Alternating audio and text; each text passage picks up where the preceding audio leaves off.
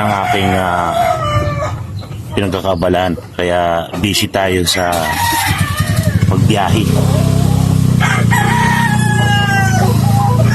Kasi pag hindi tayo magbiyahe, wala silang kakainin. Minsan sabi ng asawa ko, pagkakatayin na yan. Dahil yun nga, wala akong pahinga sa biyahe. Kunting tulog lang, punta naman ako dito sa Antipolo. Magpapakain. Katuloy yung tapos na ako kung magpakain sa kanila.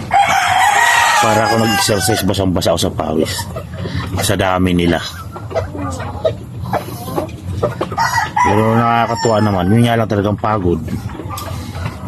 Malakas na kasi okay naman yung pagtrabaho, walang problema. Ang problema sa financial. Malakas sila kumain, kaya medyo hirap. Kaya pa-like and share para naman sa pambili ng mga patukan nila.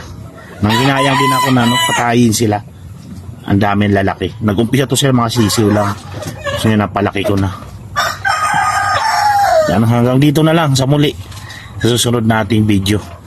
Ang tabayan natin kung itutuloy pa natin o kakatayo na lang. Sobrang na. Sa pagod okay lang, sanay tayo. Ang hindi kaya talaga financial. Ang lakas nila kumain. Tingnan yung pakain nila. Ubos na naman.